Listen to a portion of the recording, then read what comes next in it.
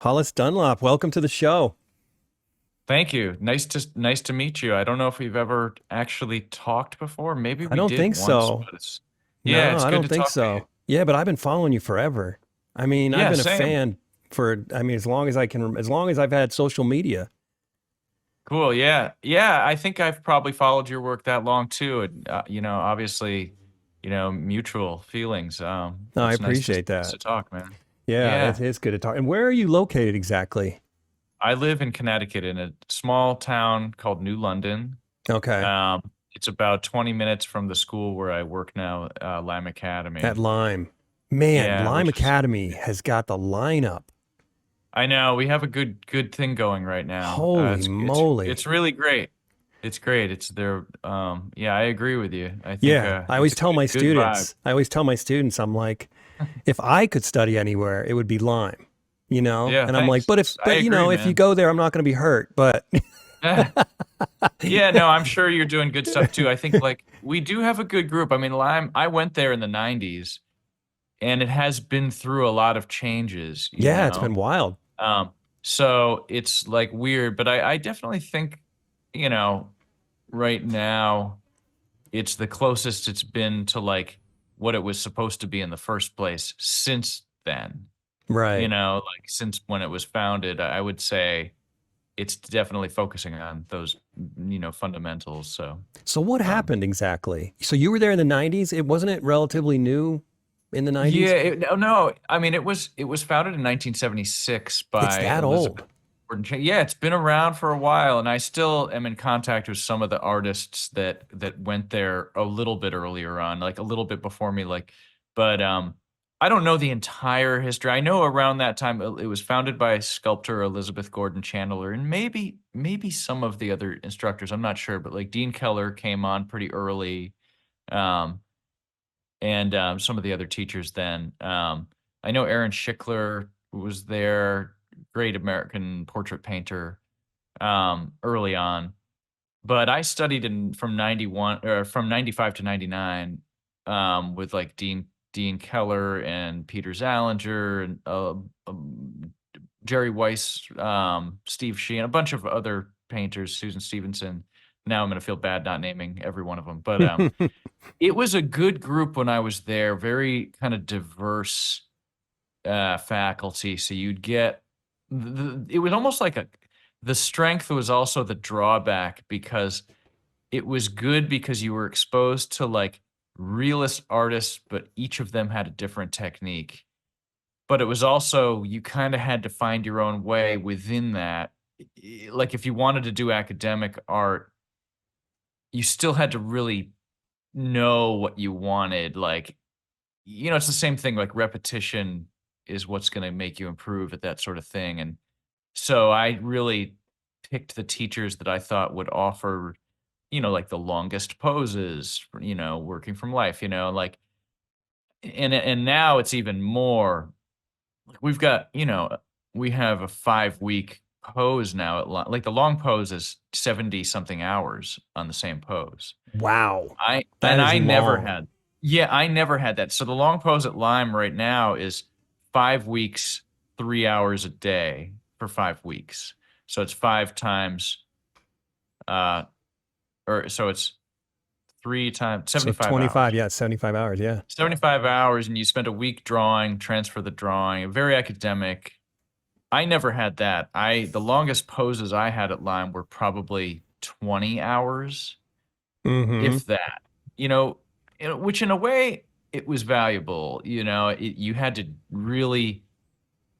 It was a good mix of like working quickly but still having some time.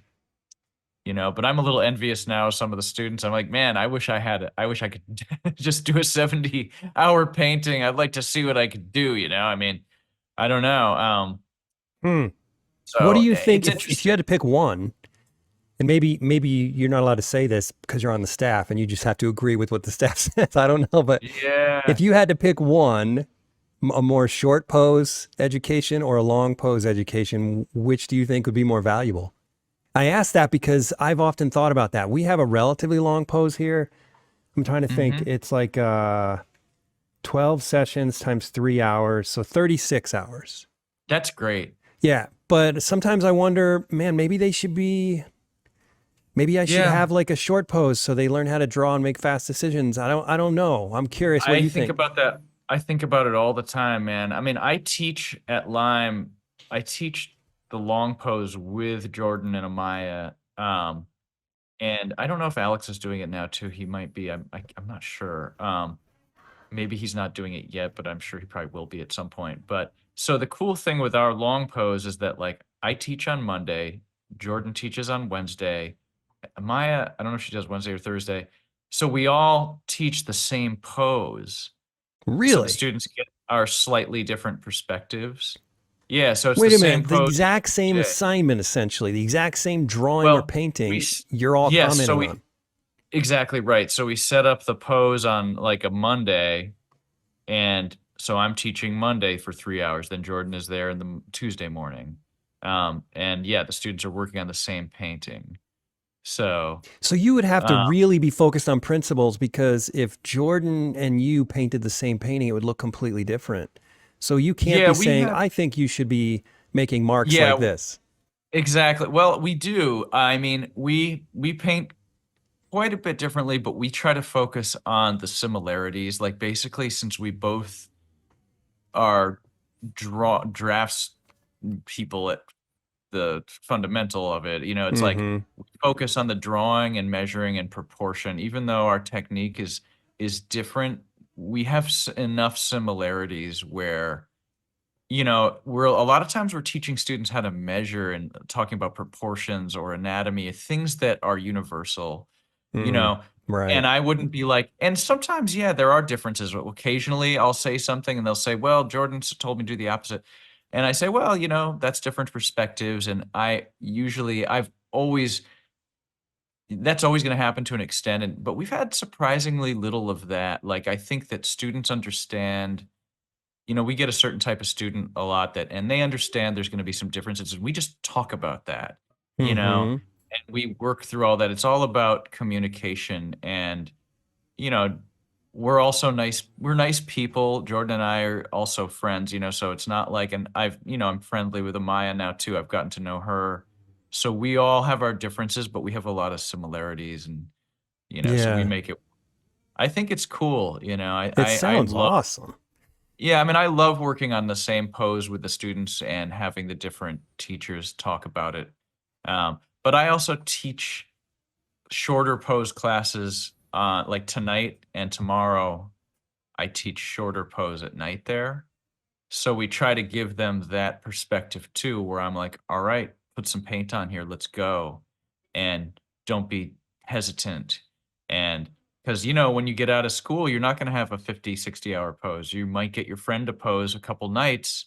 If you're lucky, you'll get 6 hours. Not to mention, you So can't make a living painting that slow. that's another thing.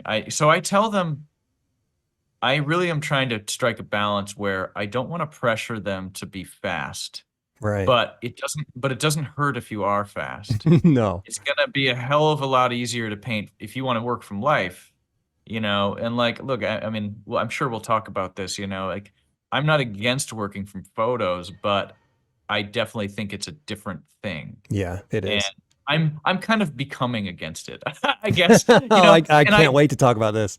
yeah, yeah, we should. I love it, because there was like a stretch where I worked from photos a lot for like 4 years. I was in this big gallery and we were selling a lot of work. And I was just like, I was kind of like, well, whatever. I feel comfortable with my ability to paint from life. But now I'm kind of like, actually, I don't really want to do that. Hmm. It's just like, I think maybe because maybe I don't want to skip around the subjects too much. We Oh, can I'm go not going to there, but forget this subject. This is a big subject no, for I know me. it's a great subject, man, and I Yeah. love talking about it now because of what I see going on now. So, Well, and let's I'm put a just, pin in that then. But I want to ask you a yeah, question yeah, we'll about get you and back to it. Jordan. So we'll come back to the Sure. life thing. But Nice. with you and Jordan, do you ever and Amaya, and I guess you're Alex isn't teaching the long pose yet, so you're not crossing paths with him so much. But with those two, I do cross paths with him, but yeah, go ahead. okay. Yeah. So do you ever find that a student will say, well, Jordan or Maya said this, and then you're like, oh yeah, that's really good. I'm gonna use Literally, that. literally, this happened on yesterday. Seriously, what I happened? I told one girl, and I love this really sweet person. I told her, oh, you should for shorten that leg more. You should put it here, and she was like, well, actually, Jordan redrew it. He drew it over there. So I said, well, great. And it was a little bit this happens probably every few weeks, something like this will happen. So what I said is, well, it doesn't matter. The leg could be anywhere in this pose. So the key really, you can put it where I want it or where Jordan wants it, but you have to get the shapes right in whatever position you choose to put it in. So Right. that's my compromise. It's kind of like I can put it there, Jordan can put it there, but you got to get the anatomy right. You got to get the shapes right. So ultimately, and she's a smart person. She totally gets it, you know. So, but that happens rarely, I think me and Jordan are pretty close in terms of how we place paint and measure. Like neither of us is really into like blending a lot. For example, we both are very methodical with like placing the marks of paint. Yeah. So Yeah. even though we work at a different pace, I would say he steps back a lot more and he really considers each mark. I do that too, but maybe I'm kind of a little more impulsive. Mm-hmm. Like I will also take some chances and I'll make some mistakes as a result of that and have to make more corrections where he's very methodical. But I think we actually are pretty close in the way we put the paint on. Hmm. Um, like I'm more close probably to Jordan and then Amaya because Amaya doesn't really paint. She teaches drawing. So um I don't know if she paints now or not, actually. I haven't seen anything. She does more Closest mixed I've ever media. seen is her like putting gouache in her drawings and whatnot. Yes, Yeah. yes. She renders very carefully. Um, she's fast too, though. I mean, we did a faculty demo like the past few weeks where we had all the teachers working from the same pose, and I was impressed how fast she worked. And Hmm. I mean, I don't care really how fast it is if it doesn't look good, but it also looked really good. So I was like, okay, cool. This is interesting. Mm-hmm. So we're not too far away actually in terms of like how fast we work.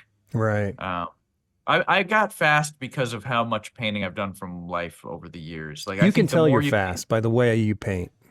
yeah, and I don't like to talk about how fast the paintings are though. I never put up demos and say, here's a 3-hour demo, because I don't want to pressure people.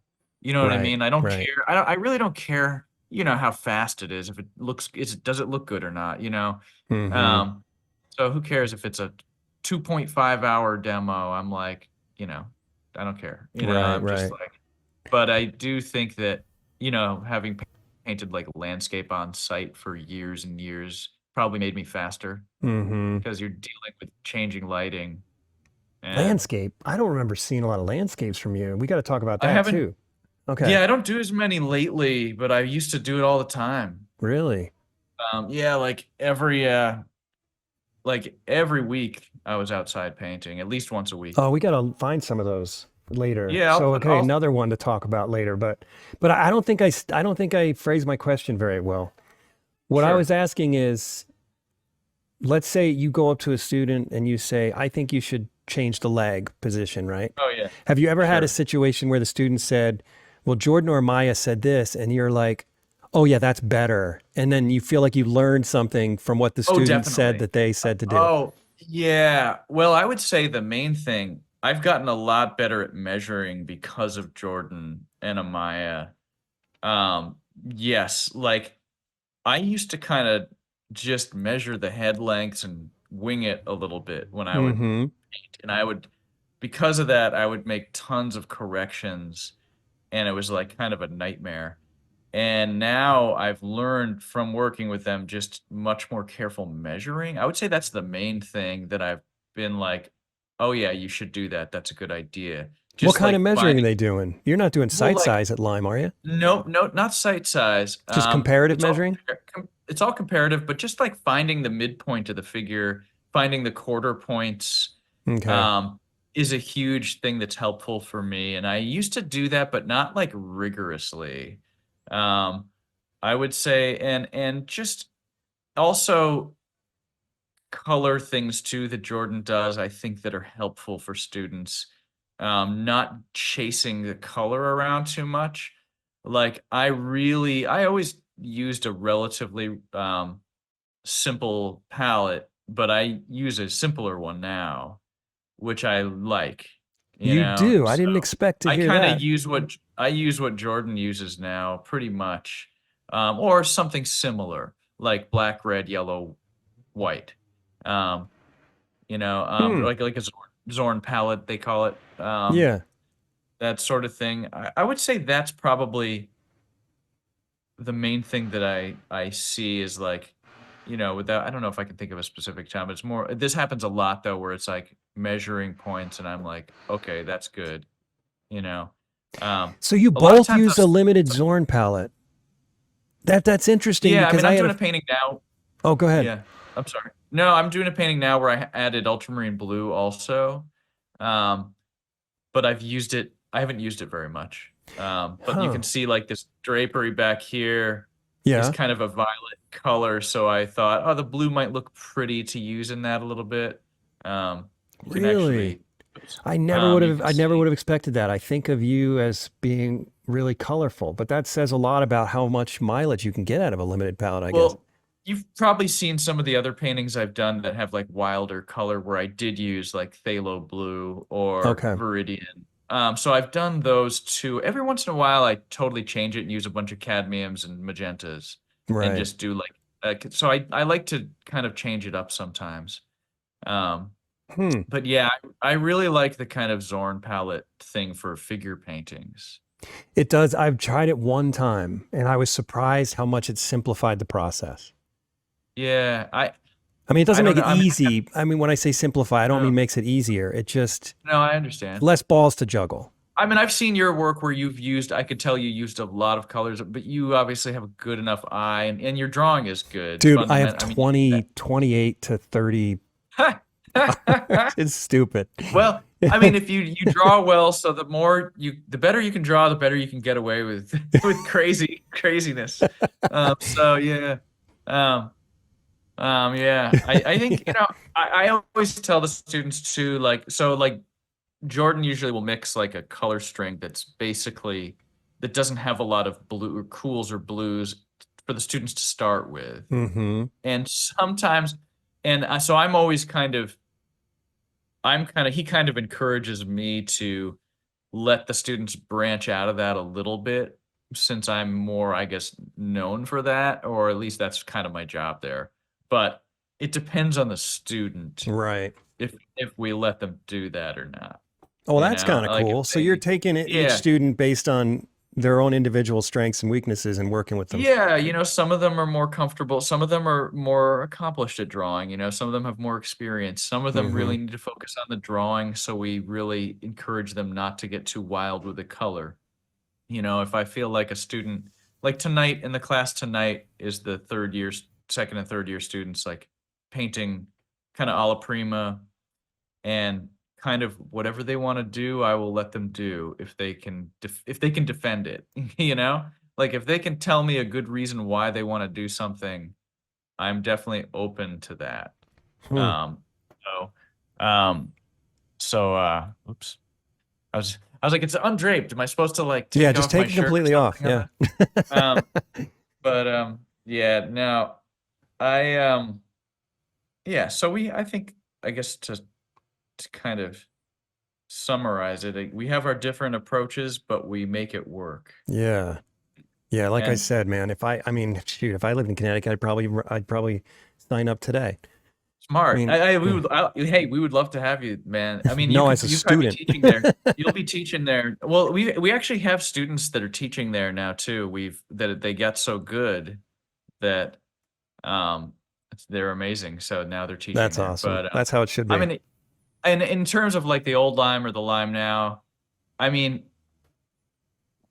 what I would study, it's the only the I would study with Dean Keller again if he was still alive, So if I could go study anywhere, it would still be the old Lime if he was there. Oh, Because really? I gotta look him up. I'm not because familiar. yeah, Dean G. Keller. His father's name was also Dean Keller, so he was my drawing teacher. And they came like his father had studied with Bridgman. So there's a kind of very anatomical uh, construction of the figure. But Dean Jr., I mean Dean G. Keller was my teacher. His draftsmanship was on another level than any teacher I've studied with. Well, Um, okay, so you're a master draftsman. Obviously, you mentioned Amaya and am I pronouncing her name right? Is it Amaya? yeah, Maya. Amaya. Yep. Amaya and Jordan are obviously master drafts people. What made him another level? What was it about his work that The thing that Dean can do that I don't see anyone doing now is Dean would get up in front of the class with a blank piece of paper and draw the figure with no model. oh, From start to finish, he could draw and construct a figure from memory in any pose that looked and like he had a explain, model? oh yeah, and he could Oh, dude, I'm explain so envious of all the people like that. yeah, I mean, if he has a model, I mean, yeah, he could do either. And he loved working from life, but he could explain every bone, every muscle, every origin, every insertion, why the bone is called this. He'll explain the bones of the wrist to you. He can draw the hand in any position. He just had a thorough knowledge of artistic anatomy, but he also drew beautifully in a way that wasn't anatomy like dependent. So Hmm. you'll see some artists that know all the anatomy, but they don't necessarily draw beautifully. He could do Right. both things. He was the kind of artist though, like if you look him up, you'll find some drawings, What was but it it again? won't Dean really G. Kelly? Dean G. Keller, Keller. He doesn't have like a big online presence. This is the before social media, and he wasn't, really into promoting himself. But there's some anatomy. My friend Jack put some of his anatomy lectures on YouTube. Mm-hmm. I definitely encourage you to watch them. They're great. But he'll just explain to you everything. I always tell people this, like Dean had a way of when he would draw, yeah, there's an anatomy diagram exactly. So you can kind of see he's showing you the entire construction of the figure from a form and anatomy based. Like if you look at that hand, the way he's showing you the planes and describing the And this is the out of his wrist and head, everything. probably, huh? That one, maybe not. It might be though. Look at that He would draw head. these kind of things. Yeah, he would draw these things all the time. He never drew a straight line. Everything was curved. Everything. I mean, he'll use the plumb lines though, but it's just he's an anatomy master, um, but artistic anatomy. Like that's the exactly right here. He's got no model. He's drawing this figure out of his head, probably in anatomy class. So he's describing the movement of the center line of the torso through the rib cage and the pelvis, um, and just showing you how to construct a figure. And that's definitely like he's just inventing that as he goes. Wow, what a And blessing. he could, You got to study yeah, with he this was great. guy. Yeah, he was great. Unfortunately, he died in 2005. But yeah, those are good examples right there. He's showing you some kind of anatomical stuff, and here he's he's showing the arm. Yeah. So he could just draw the bones from anywhere, and that's what I find is different now. You have, I don't want to disparage contemporary artists too much, but there's only a handful that can draw figures like that, maybe less than that. I mean, it's a lot of incredible rendering right now, but Yeah. not as much invention, and that's something I'm conscious of with my own work. I'm like, okay, I need to like draw to my head more and just get back to like why I started doing that in the first place. I know when we're It's kids, we easy. all drew out of our heads. I know. I used to all the time, and I didn't know what I didn't know. I used to just draw a bunch of figures, and who cares if the anatomy is perfect? It's just kind of like that's the connection to like Michelangelo, and people are kind of, I don't want to say losing that, but I definitely see a lot less of that. Yeah. Um, Did you and follow I Kim think, Jong-gi before he oh, passed? I was just thinking of him. He's amazing. Dude, he's a He, freaking, I don't understand. yeah. He's superhuman or something. I know. We were just talking about him in class the other day. He would just draw. And I was thinking like, and somebody asked him like how he memorized all these poses, and I don't know, he just said, I look at people constantly. He was constantly I don't drawing. know. There was something there But was something different about him though. something in his head too. I know there occasionally are those people, like we were talking about him, and there's this some other guy that like you show him the picture of the city once and he can redraw the whole Yeah. thing. Yeah. You know, Yeah, there is are that the those same guy? people. It was that black guy that would go up in a helicopter and he'd look down at the city, or is that the guy you're talking I, about? I think yes, I saw that. I remember that Okay, one. that's mind blowing. Man, But the thing yeah. about So Kim there are Jong-gi those though people. is here's what blows my mind. It's one thing to make up a figure, right? But he would start like with one cylinder on an engine, do just the engine block, and then he'd go like a foot Yeah, away from that and he'd start drawing a leg, and then it right. would all come together and just Yeah, meet up that's perfectly. that's I don't ridiculous. understand it. No, me neither. I definitely need to like have some idea of where I'm going Yeah, same. with a design. And even like great artists like Michelangelo need that. Michelangelo, I was looking at his like quick, like weird, sketchy figures. Like he just kind of draws the figures and they're not anatomically correct. They're just kind of all over the place. So even an artist like that needed a guide as to like where to go, and he would make small clay models. You know what I mean? It's not like he was just winging it. Right, I know. And yeah, I know what you mean. Like that whole thing of like drawing randomly and somehow it works. I feel like he Um, was like the Rain Man of drawing. I know. You're right. I know. He's incredible. I Yeah, love that guy. He yeah, it was was so mind good. blowing. I admire artists like that, man. That's like, or just artists that are imaginative too. Mm-hmm. Uh, I really do. Yeah, And there's a lot of good ones. I mean, they're not really in the ateliers as much though. It's more like people animators that and just, stuff. yeah, and yeah, exactly. And people that just do a little more like, um, I don't know, kind of surrealist kind of stuff, or I don't know, Mm-hmm. stuff like that. Yeah. Yeah. So, all right, let's talk a little bit about your path. So, tell me how you ended up where you're at. Were you always interested in art? Um, yeah, I was. I think, well, I guess when I was really little, I had a babysitter who kind of did drawings of like monsters and dragons. That guy got me excited to draw when I was really young. Really? Yeah. And our screens are different now. Did you notice that? I don't know. Now your window's smaller. Yeah, yeah. Is it supposed to be that That's way? the way it's going to be in the Oh podcast. yeah, cool. Yeah. Okay, cool. All right. Just wondered. I was like, wow, everybody can Just see look my at the whole little place. tiny head of me down there. All right, yeah, cool. Yeah, so did a lot of drawing when I was a kid, and I had friends who were artists, like um so when I got to high school, I was a nerdy kid, I just was like always getting straight A's, just kind of shy, nerdy kid. But I remember in high school, I kind of all of a sudden I deviated a little bit and I decided I just wanted to try to go to parties and meet girls and like smoke weed or drink beer. And that probably wasn't great for my grades. So my grades suddenly took a nosedive around my freshman year. So I remember I was like, I got to do something with myself. I didn't even take art my freshman year. It was weird. It was a weird time. But then the art teacher was like, you got to be in art class, you should be studying. And I was like, okay, I'm going to do this because I was still drawing a lot.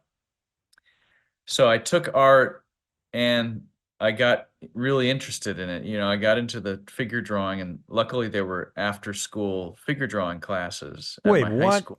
What kind of high Yeah, like school has adult. after school figure drawing classes? They had adult education there. They had a good art program there. Wow. And like yeah, and I started also. I just kind of really got into it. I think somehow like the imbalance in the rest of my life. I'm one of those people that will kind of ignore everything and focus on one thing to the Yeah, detriment same. of everything else, you know. So I just started doing that, and I found a local artist who I could study with to do oil painting. So I started doing a lot of oil painting around when I was probably 15 or 16. Um, and I don't know. I think at that time, you're a kid, you're kind of inspired. You have a lot of energy, a lot of naivete too. So I started getting into like reading about master painters, and um, I don't know why, it was just something about that work kind of spoke to me. Hmm. And so I started doing a lot of copies, like master copies, Michelangelo, Was a that because lot. someone told you that would be good for you, or did you just decide it Probably would be good for you? I'm sure my teachers said I should look at those artists. I don't remember that. I mean, I'm 46 years old now. This is a long time ago, but I'm sure he did. He was very encouraging to like, you should draw the figure. You should look at this artist. Yeah. You like that? You should look at this. So that guy, his name was Larry Golden. He was my high school art teacher. He was very helpful. Um, and he kind of was like, I was kind of a misfit kind of kid, and he kind of was a little eccentric himself. So when you're in that age, if you have a teacher that you feel like maybe understands you a little bit, it can help a lot. Mm-hmm. I mean, I guess I was a rebellious kid. I had long hair. I tried to like rebel in some every stupid way I could. Um, but I also was able to kind of arrange my study halls so I had three in a row so I could like paint that whole time. Mm-hmm. You know? Mm-hmm. So, and he encouraged me to study at Lyme because he was like, if you want to do the figure, you should go here. So I did that. And then when I was at Lyme, I was able to just paint all the time. What'd your Um, parents think of you going to Lyme? I think they were supportive at first. My dad, who paid for my college, was probably a little nervous at first. He was probably like, "Are you sure you wouldn't rather go?" But when he saw that I was really into it, he supported it. That's great. So thanks to him, yeah.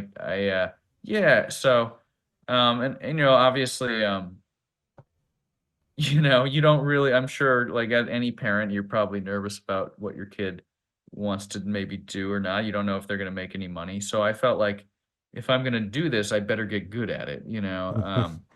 I mean, I grew up in a very, you know, we weren't poor, but we were on that verge of that. I grew up basically a very small town in Vermont, um, where I think it was kind of like, oh, you're gonna do art? Like, what the hell is that?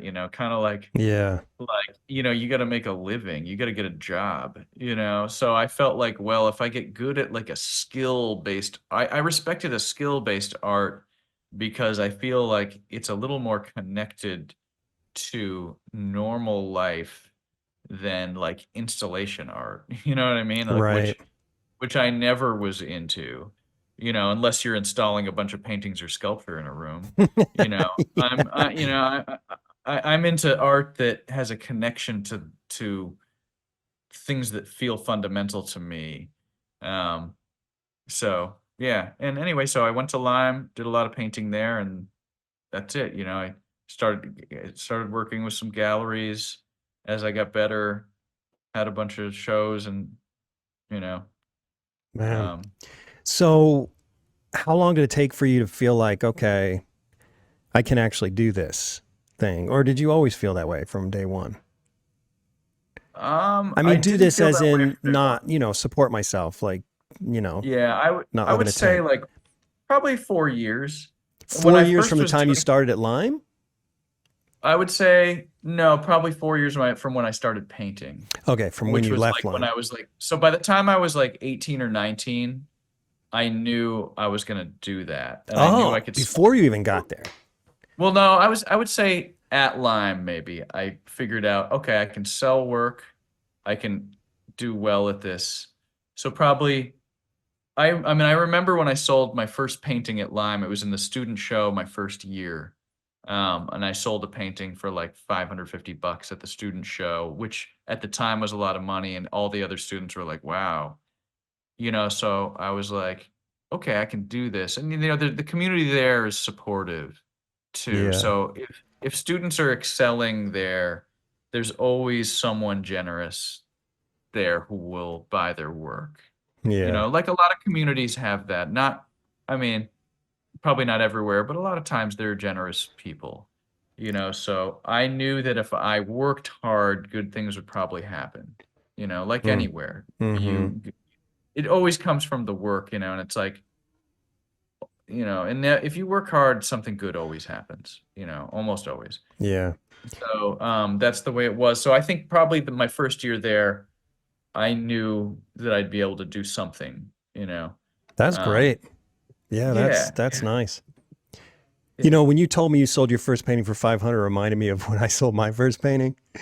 You'll find this funny because I also grew up, I would say lower middle class, you know, yeah. pushing Me, that poverty same. level, you know. Oh, me too. Yeah. Exactly. And my parents never even knew anything. I don't think they even knew what an art gallery, or they Yeah. knew art galleries existed. Either. We didn't go to art museums. I Yeah. mean, it was like not our culture, right? Yeah, I'm No, assuming we have the mine. same life basically in that way. Yep. Very similar. So Yeah. I sold my first painting for $250 and I called my mom. At this point, I live in Utah. I'm originally from New York. I called my mom and I was so excited. I was like, Mom, I sold my first painting, $250. She's like, who in their right mind would spend I $250 on know. a painting? Yeah, And yeah, yeah. I was like, That's Mom, and I funny. was even naive back then. I was like, Mom, people spend tens of thousands on paintings. And she goes, Oh my God. Oh, Jeff, don't be so naive. Yeah, yeah. My it's funny. Yeah, yeah, yeah. It is and $250 back then is probably like $3,000 now. So I know I it mean, felt like a lot of money at the time. it's funny how it's crazy the art prices now, but I think like yeah, I mean I felt like in order to justify what I was doing, I needed to be good at it. You know, I just would have been embarrassed, so I just had like a high standard from the beginning. I was like, I'm gonna be fucking good at this. I'm not gonna mess around. And, and that might be a little easier when you're younger, when you don't have to worry about paying a lot of bills. I mean, basically, my bills were paid for up until I left college, Right. basically. I mean, I started making money and I got a lot of scholarships, but like, I still, like, I had support, from my parents until the end. Basically, right when my college ended, I supported myself. But, that On obviously painting and helped. teaching and stuff. Painting and teaching. Yeah, I did get a job for a couple years working locally, but I quit that job when I realized I could teach. Yeah. So that was around 2001. You know, isn't that the case for every job, though? I mean, I don't think art is unique in that way. If you're not good at it, you're not going to succeed. Right. You got to I get agree. good at what you're doing. Yeah, either lucky or good, and there's not that many lucky people. It's like Yeah. way better to be good because it's so much more reliable. You don't want to just be like, yeah, there's lucky people that get into a gallery that'll sell a bunch of their work, you know. But I never wanted to rely on that. You can't. Um, You can't rely on yeah, luck. and Yeah. I don't even like the gallery world, but I've been in it and now I'm not. I'm in it barely now.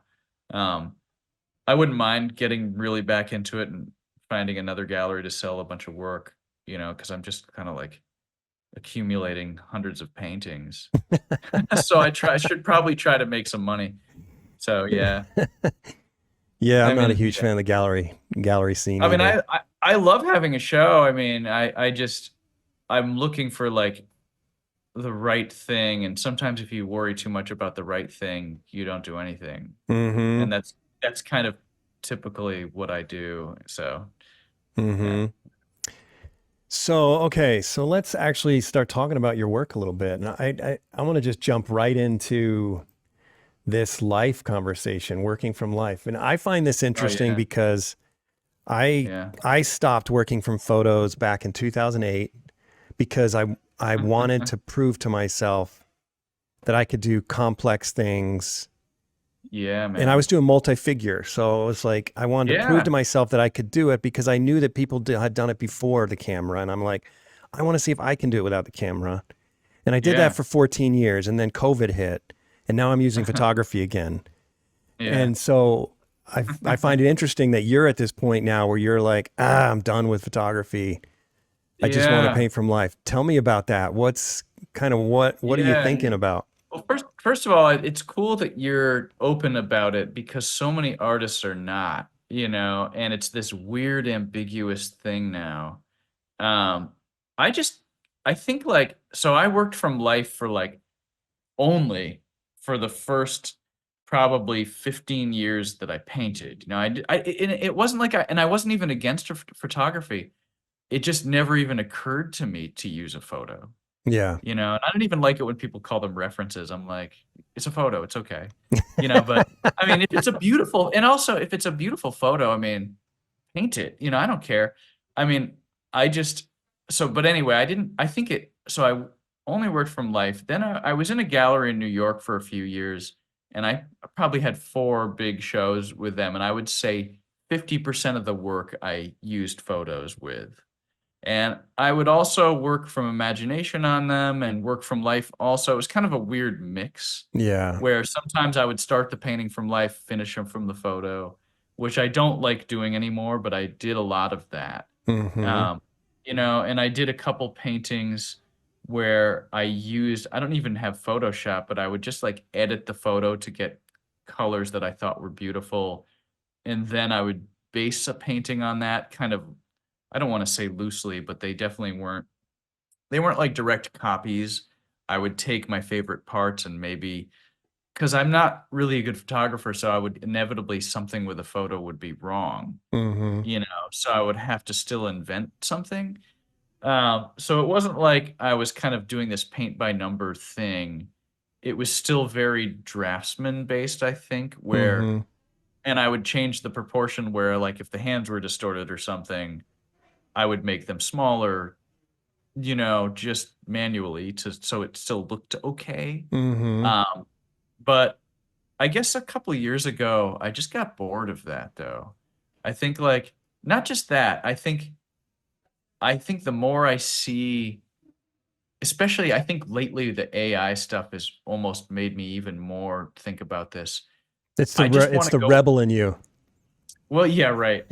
I mean, I wish I was more rebellious now, but I think like I just kind of want to go away from that. I think my thing is more, I almost want to not compete with photography anymore. Yeah. And and just I like the roughness of imperfect paintings, things that are out of proportion, and I like the human element, like the connection to someone's hands. And I think that I'm just getting bored with work that I see that's obviously filtered through a computer. You know, I think there's just something there, and maybe because I'm kind of against some aspects of our modern technology and what it's doing to people, I think that's part of it too. I feel like I'm not that worried about it, but I am maybe a little worried that like we're losing connection to the earth in some kind of way.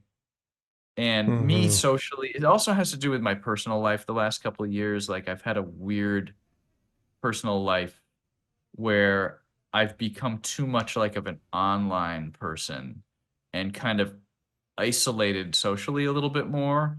And I don't like that. I don't like the version of myself that's that. Yeah. So I like having a real model here and talking while I'm working instead of sitting in front of like a computer screen or a photo that I'm looking at. That just doesn't seem appealing to me anymore. It doesn't mean I wouldn't do it again. I mean, if I had a beautiful photo, I have one model who I used to paint a lot, and she doesn't really want to paint work from life because it's just too long. It takes so long to get a painting done. So I used to work with her, and I would just take like a bunch of photos and pick the best ones and kind of combine them and try to do something cool.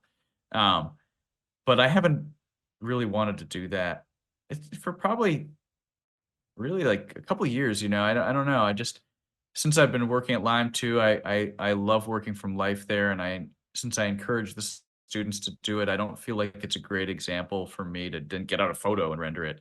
Um, Mm-hmm. you know, I don't.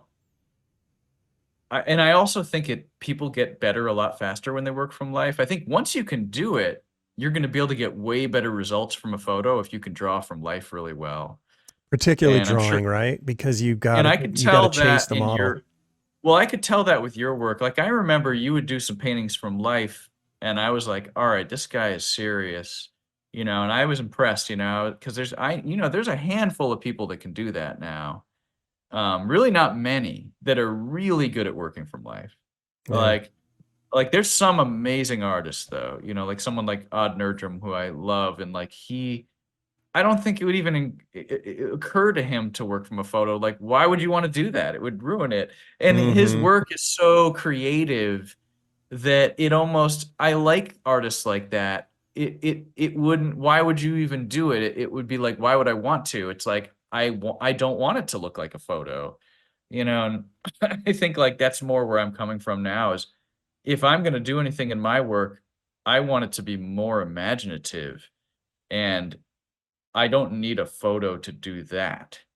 I Right. feel like, and even if it's like messed up and not rendered that well, whatever, that's what I could do. And I feel like at least it's there and it's real and I can defend that.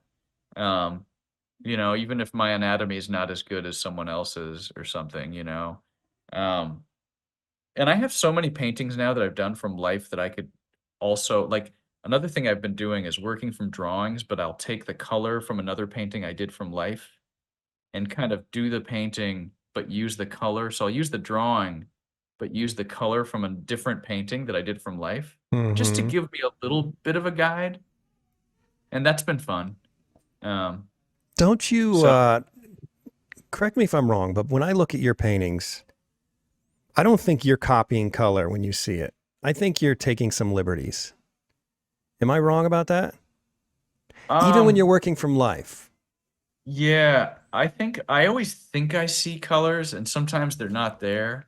I think like sometimes I chase the color a little bit, but I also like to push the edge of it a little bit. Like if I think I see a blue or a green, I'll put it in and just see if it looks good. That's what I So mean. Yeah. yeah, I mean, I definitely like I'm doing one now where I see, I've made the body pretty icy cold in some spots, and it's got some reds too. You can see the painting, but oh, it's over here. Yeah. But like, Wait, it's this definitely I'm looking one, which one is it? the one directly behind on the easel. Yes, Right that one, there. Okay. and that one is like, it's definitely like I could bring it up closer. I don't know how it's gonna look though if I bring it closer. Um, See if I can do this without dropping it. That would be good live on camera. Yeah, Uh, serious. oh, it's probably hard to see. Oh, No, it's not let's bad. go and You I can can't kind get of any see light it. on it. It's more colorful than it looks here. I mean, Man, that's there's a lot gorgeous. of thanks. There's a lot of reds and blues in there that I think I see, And that's but done right sometimes, there on that couch we're looking at. yeah. So sometimes it's like, and I always have models posing on this couch. It's like my most common thing. But so yeah, I mean, I'm trying to get the color harmony. That's why sometimes it helps me to like just not use 30 colors because I will use them all if I have them. Mm-hmm. I Mm-hmm. mean, I will get carried away. So um I think I do think I see certain colors, but I like to push the envelope and put in just if I think something is going to look beautiful, I'll try it out. Because I love, I love expressionist painting. You know, I love Van Gogh. I like artists that kind of experiment with that. So Yeah. I was yeah, doing a demo yesterday for one of my students. She painted some lemons and yeah, the assignment for her is to use chroma. And so uh-huh. she's got a bunch of lemons and they go back in space. So there's one in the foreground and then they go back further and further from you, right? And the assignment for her is to use chroma to create more depth. So in other words, make things in the back less chromatic, front more chromatic. Yeah, And but she called me in and she's like, "Hey, Jeff, I'm not sure if the lemons in the back are low chroma enough to create this illusion." pristine. And I said, "Actually, all of your lemons are too low chroma." So I demonstrated I demonstrated on the first lemon, the one up front, what I was seeing, and I repainted that whole lemon in the front. And she said, "I don't even see those colors." And I'm sitting Yes. there analyzing it and going, "What? They're right there." Like, Yeah. Yeah. and Yeah. and then Yeah. Yeah. Yeah. sometimes I wonder if Yes. when I hear you talk, I wonder if we don't even know when we're doing it. You don't see color. Yeah. You gotta watch out. Right. Controversial statement. Yeah. I think it's hard because I have some students like that now that I can't be in their head and see what they're seeing. We don't even know when I say the word red, I don't know what that looks like to you, actually. I It's like know, isn't that that saying, surreal? Yeah. it's something in like you can't prove that you exist, you Right. know? It's amazing, we don't really know anything. So you can go down that rabbit hole and like what I do in the painting is if I have a student like that, like I have one student who's really talented, but he told me a couple weeks ago, he was like, I'm slightly colorblind. And I said, all right, what does that mean? And I said, so what I did with him, and he's not very colorblind. Actually, he sees all the colors, I think, pretty well. But what I asked him is I said, okay, look at this part of the model, then look at that part. Like, does this part look blue and does that look red to you? And he said, yes. So I could tell, okay, we're at least seeing the difference between what's yellow and red or what's blue and green. Mm-hmm. And that tells me that he can at least see warm colors or reds and yellows where I do, so we can at least communicate on that level. Like it's exactly like what you were saying with your student, though. It's like, how can you tell? She's like, well, I don't see that. And I have had students like that I'm just like, this person doesn't seem to see that they can go more intense in this certain area. Yeah, it's usually chroma. So It seems like it's yeah, and usually what chroma.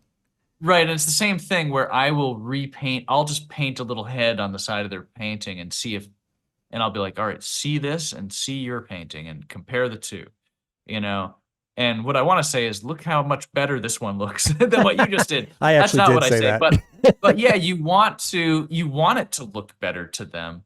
I mean, sometimes it's a value and color thing where it's like, dropping the value a little allows you to put that extra chroma in, Mm-hmm. maybe, and like a lot of times I'm trying to get students to do that. Like there's like that. I have some amazing painter students now, and I feel like there's this one guy at Lyme who's really doing great.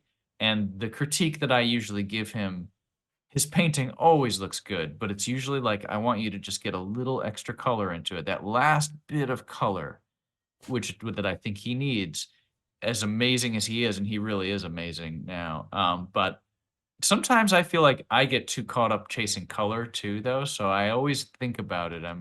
I'm like, maybe I need to not do that so much. I don't know. There's so many No, I good don't know. painters. Well, who cares what I think? But I think you're doing everything right. I I appreciate it, freaking man. love I what mean, you're doing. uh, hey, man. Feelings mutual, man. I knew right away when I remember seeing your demos from like 7 or 8 years ago, and just what you were doing from life and just how few artists can do that now I well. appreciate that. I mean, there's so many artists. I don't want to, talk badly about too many people, but whatever. I personally would not take a workshop where somebody's painting from a photo as their demo. Yeah. I just have no desire to pay for that. Yeah. Now, I could offer valuable lessons to people if we're working from photos still on how to render. There obviously that's I shouldn't say that. There are a lot of things you can learn, but I feel like that's something I could learn online. It just it doesn't blow me away. Let's say that. You Right. know what I mean? It's I different. admire. Yeah, it's It's different. definitely It's just different. different.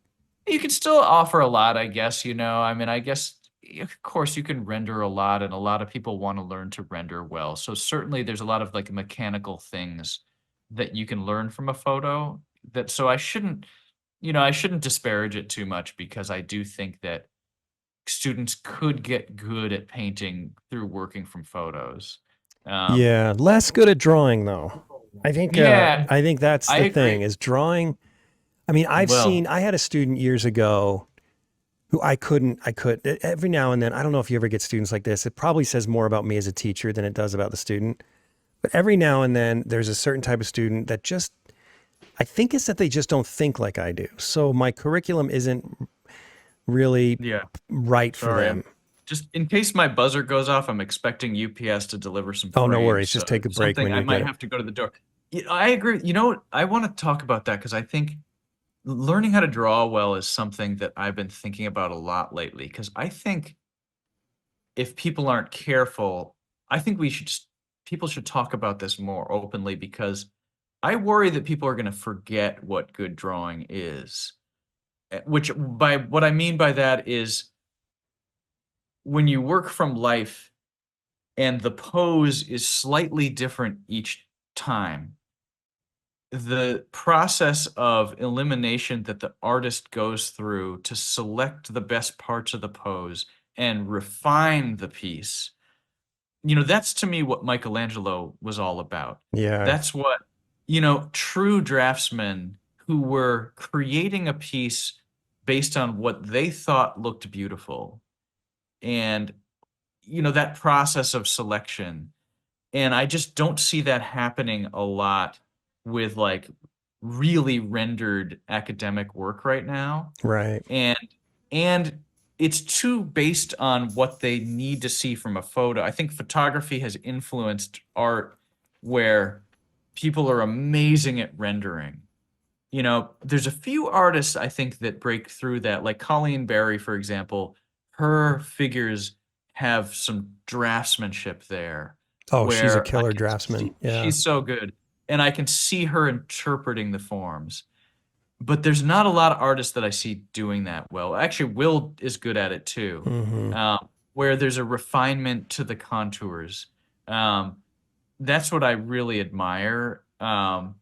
Like Colleen can do it. John Curran can do it, where he's refining the drawing. Hmm. John Curran's work, whatever you may think of him, I like that he's creative with it, and he's inventing.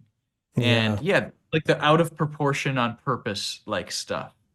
I love that kind of stuff, or and like I wonder if like, you know, like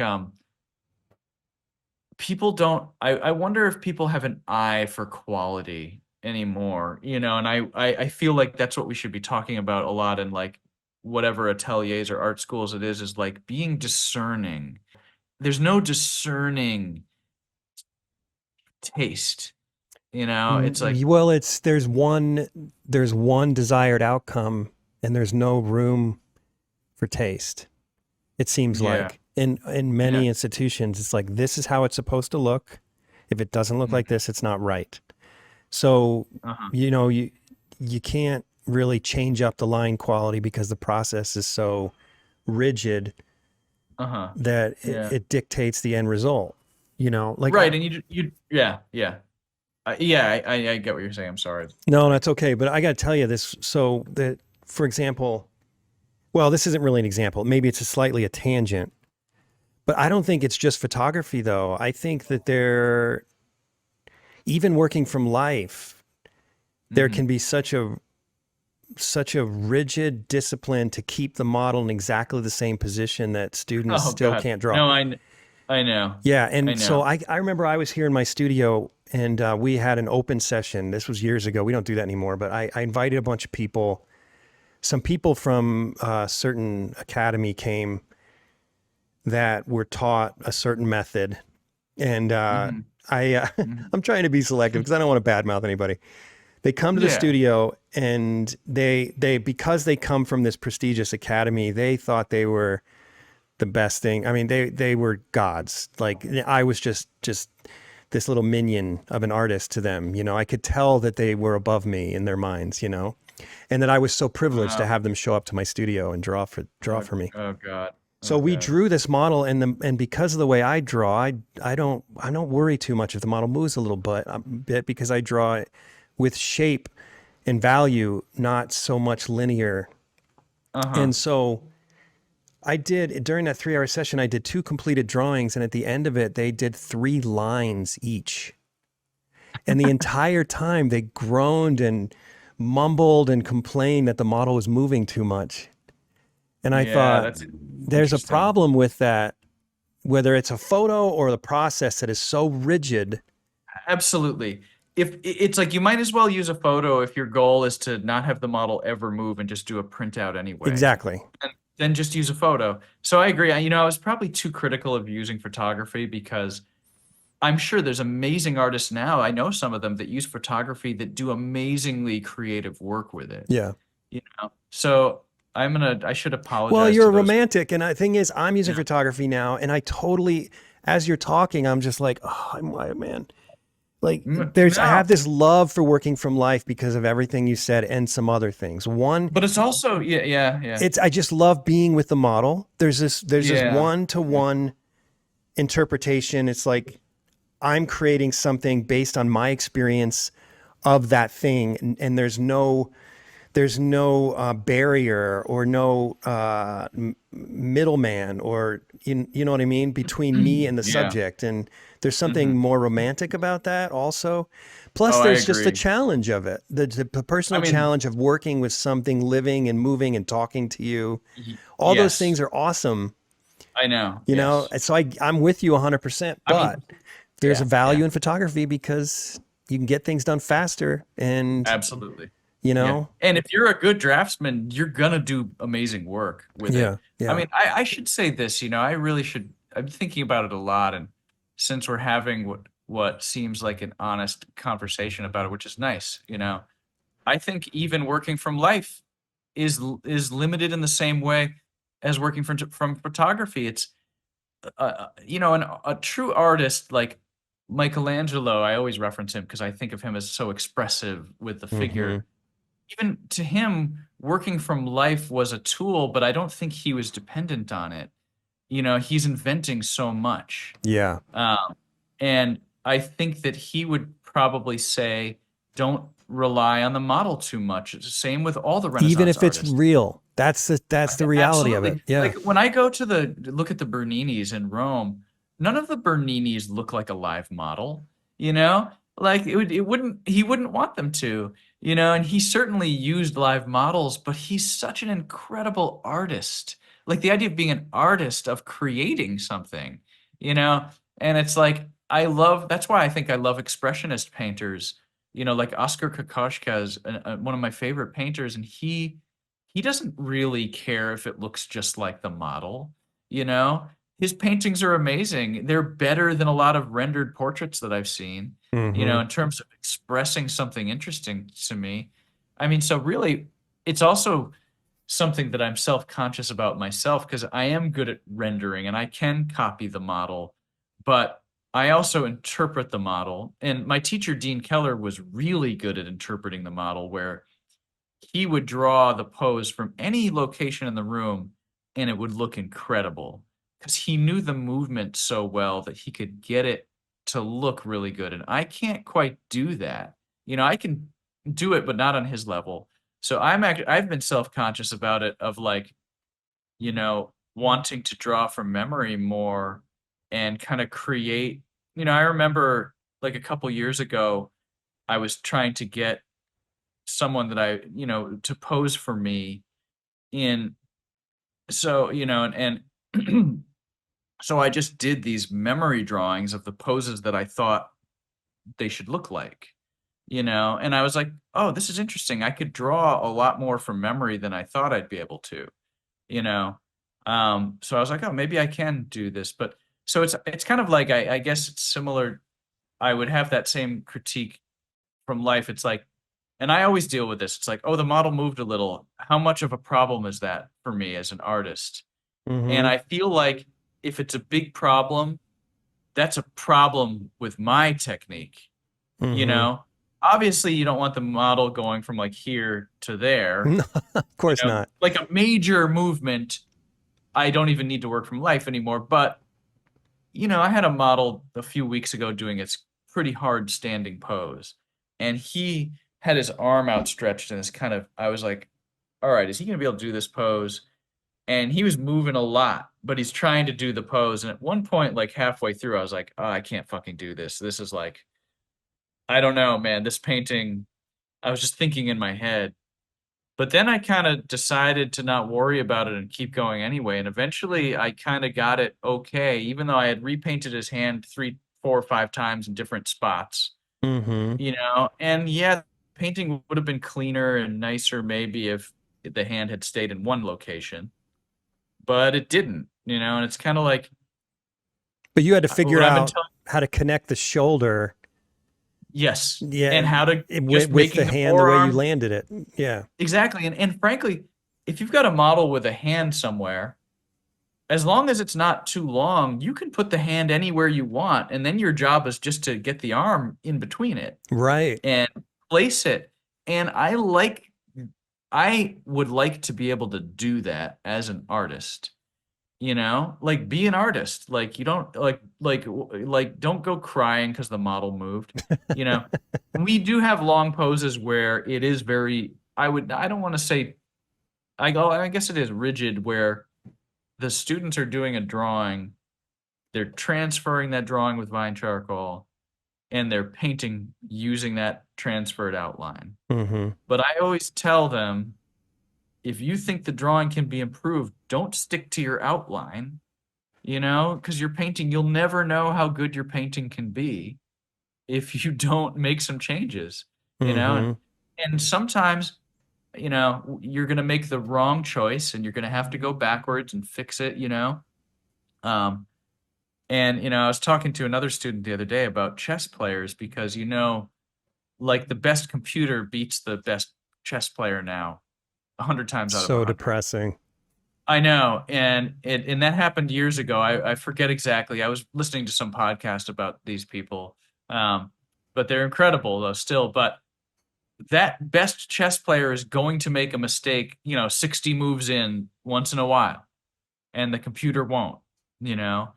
But that's another reason why I've been wanting to paint, I guess, kind of or at least let my paintings be a little rougher, because I think sometimes the mistakes are interesting, not always. But that's why Yeah. it kind of goes back to like trying out experimental colors, or like Bernini as an artist, he's so refined, but his mistakes are interesting too. Like if you go to the Borghese Gallery in Rome, I mean, he's an incredible artist, and I don't know if we'll ever see an artist like that again, unless like civilization ends and then it gets rebuilt, and there's that balance between a will of a government to support art and a lack of technology, so the artist has to be that good. It's almost like there's a point where technology gets better, artists get worse. And like I think we're well into that. But Yeah. I mean, like if you go to the Vatican and you look at the Entombment by Caravaggio, I went last year, and that painting is so stunning. It blew my mind, like it really messed up my head. When you imagine an artist, working from life and from memory on that scale and able to produce a painting that's that refined from life, you know, it's crazy how beautiful that painting is. And I mean, Raphael's Transfiguration is two rooms down from it, which is also another mind-boggling painting. I mean, it's just they dealt with, I mean, and then, there's rumors with Caravaggio that he had optical devices or whatever. I don't know if he did, he might have, but not with a painting of that scale. It'd be very hard to use one. I mean, that's a 10-foot tall painting with over life size figures, you know? Um, and just, I like to try to think about how he did that, how is he setting up the models? Like, did he have them all there at once? Did he paint it one figure at a time? The figures are so well unified that, excuse me, um, he would have had to make some studies, so, here's an interesting thing. I'm obsessed with Caravaggio. So when he did his first big commission, which was the St. Matthew cycle in Rome, like the inspiration of St. Matthew, the calling of St. Matthew, and the martyrdom, he was required to submit studies for it as part of his contract. And he did it. So Caravaggio submitted small oil sketches for his final composition that are Really? presumably that yeah, and he had to do that. It's in the contract, Do and the we still have contracts. those? No, and there's not even a single drawing by him, so there's In nothing. existence? But nothing. So I wish we did though, because imagine how cool Why do that you would be think to that is? see. Wonder why they didn't survive. I think he destroyed them, and I think he didn't want anyone to know how he worked. Um, Yeah, he's not the only but, one. I destroy art I don't want seen. oh yeah, I wish I could go back and destroy some of the stuff that I sold. Same here, Yeah, man. but unfortunately, I can't. Yeah, I really I have lots of older paintings that I don't love, but they're not bad paintings. They're just not what I would consider my best examples. Mm-hmm. But I'm sure I'll still feel that way. Who cares, really? But like, yeah, Vermeer, I'm sure there's lots of work that he destroyed. Vermeer didn't just come out of the womb being able to paint, No. the girl with the pearl earring. You know, he, all those artists would have had extensive training and extensively painted for years. I know. So Waterhouse is the all one of, I'm a fan of, and I oh have a yeah, few books on him, and there's so little oh that's work interesting. by him. As far as I know, someone might correct me on this, but as far as I know, Yeah, there's only like two paintings of him when he was learning, or by him when he was younger and learning to paint, and they're not bad, but it's really, I'm sure he just got rid of yes. the entire process of learning and it destroyed the evidence. Um, Yeah, that's a so shame that he doesn't have any drawings. That's bizarre to me too. I mean, yeah. I think like I mean it's possible that he worked directly from life, but I don't know.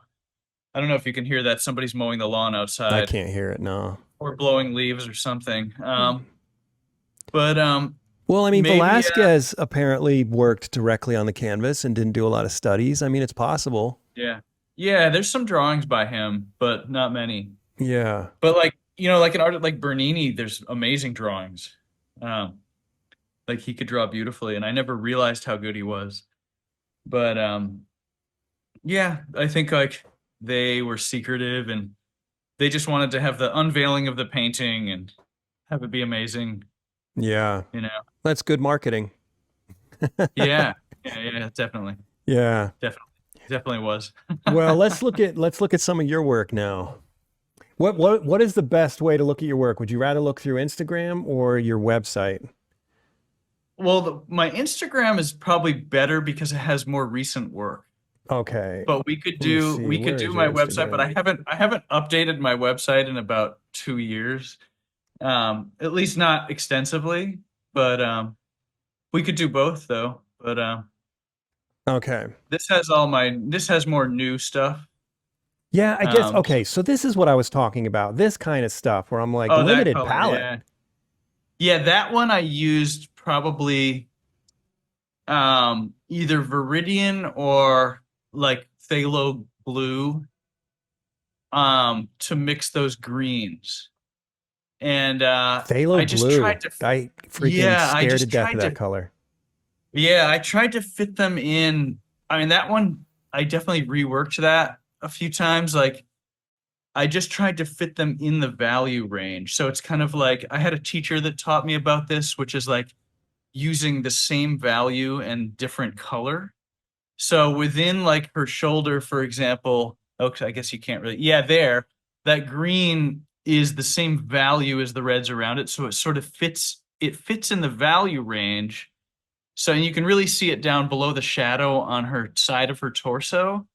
You can see the redder color. Down here? Yeah, in there, you can see the redder color directly next to the green in Yeah, there. They're right the same here. value. So that's a way to get away with throwing in some color that might be jarring if there was too much value variation Mm-hmm. going on. Mm-hmm. So that one I reduced the value and just put colors in instead.